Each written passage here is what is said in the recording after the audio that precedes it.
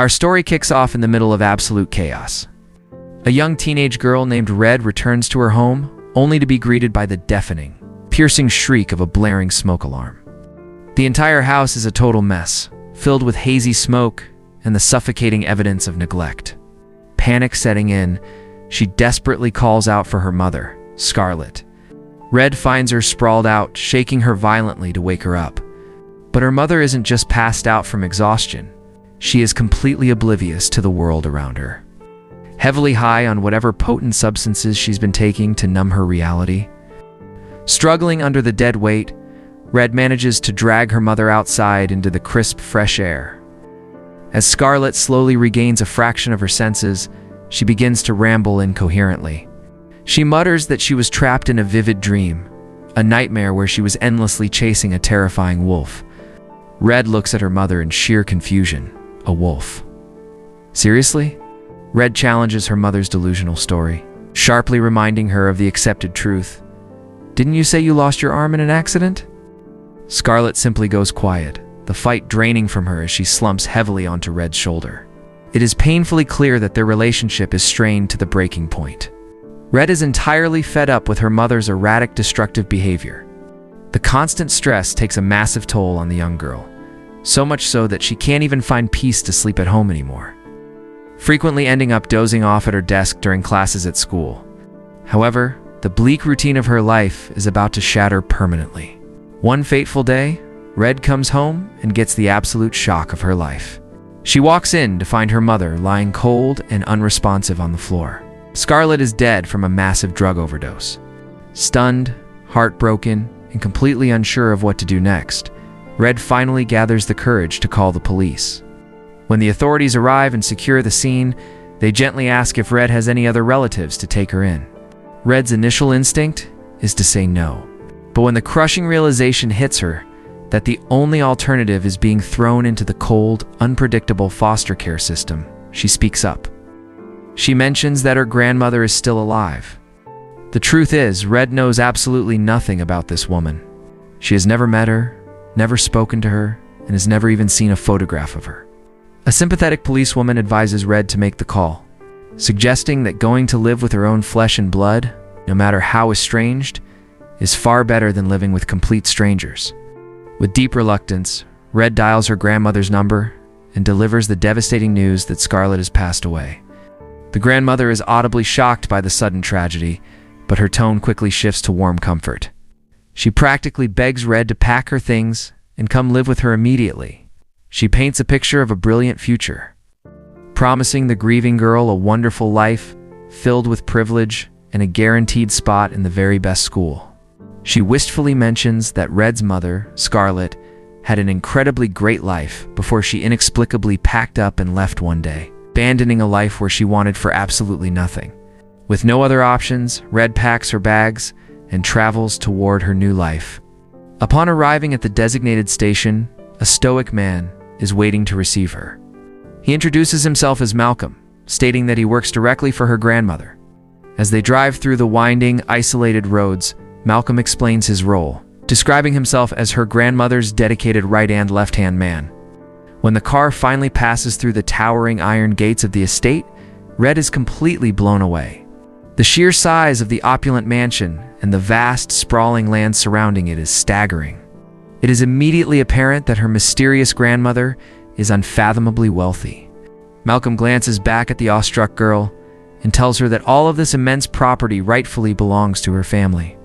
Stepping inside, Red is in absolute awe by the massive, meticulously decorated house. For a brief moment, she allows herself to think that her life is finally about to get a major upgrade, perhaps filled with luxuries like sushi in the sky. She is warmly welcomed by the estate's maid, a quiet woman named Mari. As Red explores the grand hallways, examining the antique photos lining the walls, one specific picture catches her eye. It shows her grandmother standing next to a young boy. Red innocently asks who the boy is. Mari's demeanor instantly cools. She explains that it is the grandmother's brother who tragically died when he was very young. Mari firmly adds that his death is a strictly forbidden topic in this house. No one is allowed to talk about him. Changing the subject, Mari escorts Red to her new bedroom. revealing that this lavish space used to belong to her mother. Mari points out a vintage jacket draped over a chair, noting it was Scarlett's absolute favorite. Suddenly, the heavy bedroom door creaks open, and the grandmother enters. She stands frozen, staring intently at Red. Her eyes well up with emotion as she declares that Red is the spitting image of her mother, perfect carbon copy. She pulls the rigid teenager into a tight, emotional hug, clearly overjoyed to finally have her granddaughter home. Later that evening, the family sits down for a lavish dinner. The conversation inevitably turns to Scarlett, confirming that Red's relationship with her mother was difficult, driven entirely by Scarlett's crippling addiction. The grandmother softly explains that Scarlett was a deeply good, vibrant, and happy person until she suffered a terrible accident. After that tragic event, she completely changed. Seizing the opportunity, Red asks about the wild stories of the wolf that supposedly tore off her mother's arm. Her grandmother immediately dismisses the tale as pure, drug-induced nonsense. There was no wolf, she says firmly. She insists Scarlett was in a horrific car accident because she was driving drunk, and she paid the ultimate agonizing price with her arm. After the heavy meal, Red steps outside into the cool night air, desperately looking for a cell phone signal. She wanders the perimeter of the estate, but can't find a single bar of service anywhere. Just before she turns to head back inside the safety of the mansion, she spots a dark, eerie figure standing silently at the edge of the dense woods. Cautiously, her heart pounding, she approaches the tree line. She is absolutely shocked to see the pale, ghostly figure of her mother standing there. Scarlett raises a trembling hand, urgently warning Red to stay away. But Red, desperate for connection, insists on getting closer. The moment Red's fingers brush against her, the figure of her mother violently twists, unleashing a deafening, blood-curdling scream directly into Red's face. Red jolts awake in her bed, gasping for air.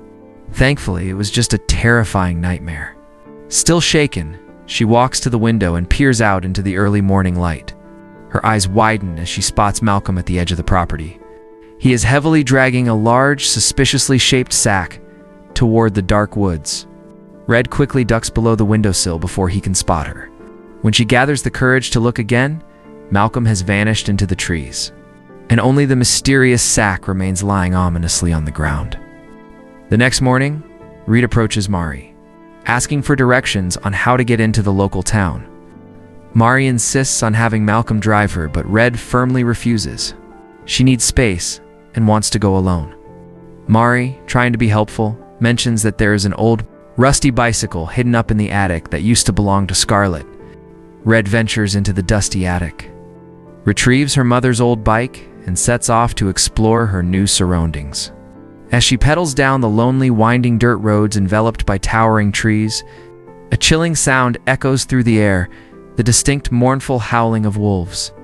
The sound instantly brings back her mother's frantic, drug-fueled stories. Freaked out by the eerie atmosphere, Red pedals faster, desperate to reach civilization. When she finally arrives in the small, quiet town, she is deeply disturbed by the environment. Every bulletin board and storefront window is plastered with missing person posters. It seems like an impossible number of vanished people for such a tiny, isolated community. After looking around the grim streets, she heads toward the local bar Mari had mentioned, hoping to find Janet, an old friend of her mother's. Red takes a seat at the empty counter and orders a drink. The stern woman behind the bar immediately demands to see her ID. Ignoring the request, Red looks at her and asks, "Are you Janet?" The bartender's eyes narrow suspiciously as she asks who wants to know. When Red reveals that she is Scarlett's daughter, Janet is absolutely stunned. She leans in, whispering that she thought the young girl looked familiar. Red presses Janet for information about her mother. Janet's face falls with genuine sadness upon hearing that Scarlett has passed away. As they talk, Red asks a blunt, painful question. Was Janet the one selling her mother the heavy drugs? Janet shamefully admits that she did it once, but only because Scarlett begged her relentlessly. Janet explains that after the infamous accident, Scarlett changed completely, broken by the trauma. Red pushes further, asking if her mom truly lost her arm in that crash. Janet nods, confirming the loss, but adds a chilling detail. The strange thing is, your mom wasn't even driving. Upset and deeply confused by the conflicting stories, Red retreats to the bar's restroom to collect herself. Later, she strikes up a conversation with a group of local guys, including a friendly young man named Ewan. When the group finds out exactly who her grandmother is, they are visibly shocked. The atmosphere grows tense. One of the boys leans in and tells her that the local legend of the wolf is absolutely real, revealing the dark truth that Ewan's own mother was taken by the beast. Red is overwhelmed and utterly confused by this persistent talk of a mythical wolf haunting the woods. Not wanting to return to the oppressive, secretive mansion just yet, she accepts Ewan's offer to hang out with them for the evening. That night, she stays over at Ewan's place. The tension in the town is palpable. Ewan's older brother corners him, aggressively warning him to stay far away from Red. "Are you crazy?" he hisses. "Don't you know her grandmother basically owns this whole town?" The following day, Red is riding her mother's bike back toward the estate when disaster strikes. The tire blows out, leaving her stranded on the desolate road. As she yells in sheer frustration, a sharp, piercing whistle echoes from behind her. She turns to see a strange, unkempt man emerging from the brush. He looks incredibly creepy, and Red is instantly terrified. He smoothly introduces himself as Thomas and casually mentions that he lives deep in the woods. Suddenly, the deafening crack of a gunshot tears through the trees. Thomas's eyes go wide. He urgently tells Red to run before the hunter gets her. Panic taking over, Red sprints after him into the dense forest. But as they run deeper into the unknown, she abruptly stops. She tells Thomas she is terrified to go any further into the dark woods because of the legendary wolf. Fearfully mentioning that her mother lost her arm to the beast, Thomas stops dead in his tracks. He looks at her with a strange, intense gaze and asks, "You're Scarlett's daughter?" Before he can explain further, another loud shot rings out. Thomas sprints off again, and Red, with no other choice, chases right behind him. She follows him through the twisting trees until they stumble into a horrifying hidden clearing. The ground is littered with heavy metal chains and bleached human skulls. They are chained to a thick tree trunk. She finds Charlie, the missing boy whose face was plastered all over the posters in town. Before Red can even process the nightmare, Thomas violently attacks her. The struggle is brief.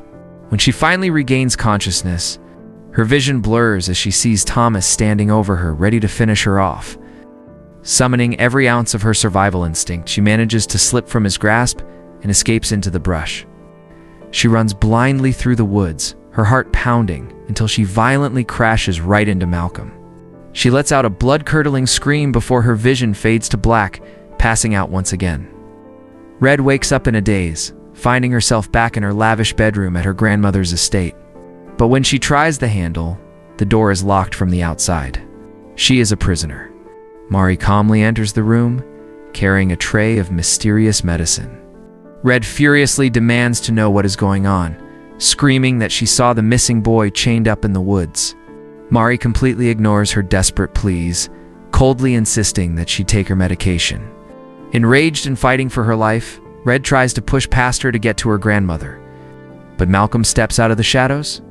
Together, Malcolm and Mari forcefully hold the screaming girl down and aggressively inject her with a powerful sedative. That night, in a heavily drugged daze, Red is brought downstairs for a formal dinner with her grandmother. The matriarch sits at the head of the long table, staring at Red. She softly tells the girl that her own mother also died when she was young, claiming she deeply understands Red's agonizing pain. She proudly states that as the sole heir, she inherited everything this family built. She reveals a dark piece of family history. Her father had always desperately wanted a son to carry the family name, but he never got the normal boy he hoped for. Then comes the absolute bombshell. The grandmother leans forward, her eyes gleaming with dark intent. "You've met my brother. It's Thomas, the man from the woods?" She coldly explains that the entire town believes Thomas is dead. No one knows he is alive, and they must violently keep it that way to protect the family's twisted legacy. She looks at her horrified granddaughter and chillingly states that when Red is older, she will finally understand what it means to protect your family, even if it comes at the cost of your own dignity. "It's just a matter of taming," she whispers. The next day, Red wakes up to find she can barely move her limbs. The heavy drugs have paralyzed her. Her grandmother, Malcolm, and Mari stand over her bed. The grandmother calmly tells a horrific story from her childhood, recalling how her father used to mercilessly beat a wild horse to tame it, and how he did the exact same brutal thing to her to teach her responsibility and uphold the pristine family name. She turns to Malcolm and coldly instructs him to teach Red a lesson. As Red lies helpless, the grandmother reveals the darkest secret of all. Thomas was a feral child. Ashamed of his wild nature, their father chained him deep in the woods like an animal. He was left out there so long, driven so mad by starvation, that he resorted to eating raw rats. When their mother finally went out to free him, Thomas was so far gone, so entirely consumed by animalistic hunger, that he viewed his own mother as food and brutally ate her alive. Ever since that horrific day, he has lived in the woods completely alone. Thomas is the legendary wolf that everyone fears. The one time a real, actual wolf was spotted in the territory.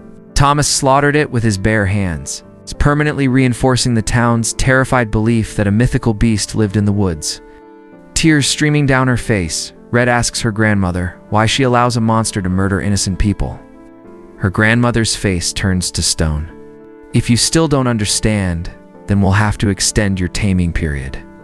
She coldly instructs her staff not to give Red any dinner that night.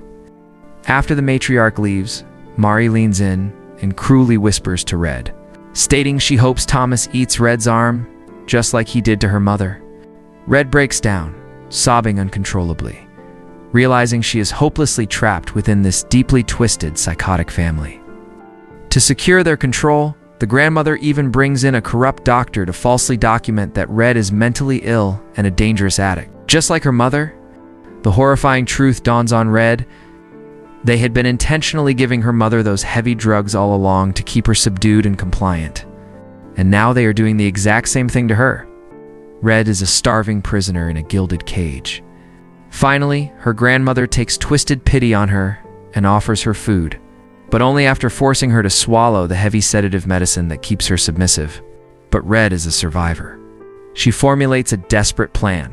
She begins pretending to swallow the heavy pills, secretly hiding the medication instead.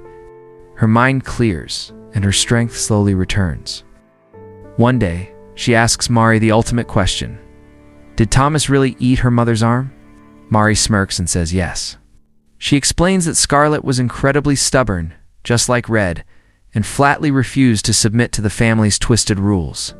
So, the grandmother sent her into the woods and let Thomas teach her a bloody lesson. The family spun the lie that it was a drunk driving accident. After losing her arm to her own feral uncle, Scarlet spiraled into deep, inescapable addiction and eventually fled. The family had always just assumed Thomas eventually hunted her down and killed her. Hearing the absolute torment her mother endured, Red is overcome with blinding grief and pure rage. When Mari comes into the room to administer the next heavy dose, Red turns the tables. She violently overpowers the maid, forcefully injects Mari with her own potent sedative, snatches her keys, and makes a break for it. Downstairs, the grandmother is in the middle of hosting a strange, bizarre party with Malcolm. She hears the jingling keys and turns, absolutely furious to see Red sprinting out the door.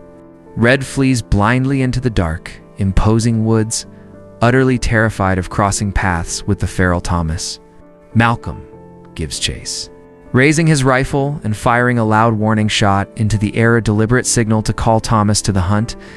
Malcolm yells out into the trees, taunting Red, shouting that it is better to live under their control, otherwise she will end up as Thomas's next dinner. Red manages to navigate the treacherous woods and makes it to Ewan's house, frantically telling him the entire horrifying truth. Ewan assures her he already called the police, but Red knows the local cops are entirely on her grandmother's payroll. Realizing the extreme danger they are in, Ewan, his older brother, and a loyal friend grab their weapons and head into the woods with Red to mount a desperate rescue mission for Charlie. Back in the dark clearing, as Ewan's brother frantically tries to break Charlie's heavy chains, Thomas suddenly drops from the shadows and brutally murders him. Ewan screams, firing his weapon at the feral man and chasing him into the brush. but the rescue team is outmatched. Malcolm intercepts Ewan in the trees and mercilessly shoots him dead. Thomas circles back, finally cornering a terrified Red. She stands her ground, heavily armed with Ewan's brother's dropped weapon. But before the final bloody fight can begin, the grandmother suddenly stumbles into the clearing. She is severely wounded, revealing that her feral brother had finally turned on her, attacking and partially eating his own sister. What goes around truly comes around. Using the distraction, Red rushes to unchain Charlie, but Thomas violently grabs the boy, dragging him back. The feral man growls, stating that he has always wanted a son to carry on his dark, bloody legacy. In a moment of desperate, brilliant manipulation, Red looks the monster dead in the eye and calls out, "Dad." She reveals the darkest twist of Al-Shi is his biological child. The revelation stuns the feral man. Thomas slowly lets the terrified boy go, his eyes locked on Red as he cautiously approaches his daughter. Seizing the momentary vulnerability, Red lunges forward with everything she has. She violently attacks the monster who destroyed her mother's life, striking a fatal blow and killing Thomas in the dirt, finally ending the nightmare once and for all. With her entire twisted family dead, our story comes to a close. Red, the last surviving member of the bloodline, officially inherits the massive estate and the family's vast, unimaginable fortune, becoming the wealthiest person in the entire town. She was dragged through absolute hell, but in the end, she came out on top. And that's the end of the film. Hit that like button, let me know what you think in the comments, and I'll see you in the next one.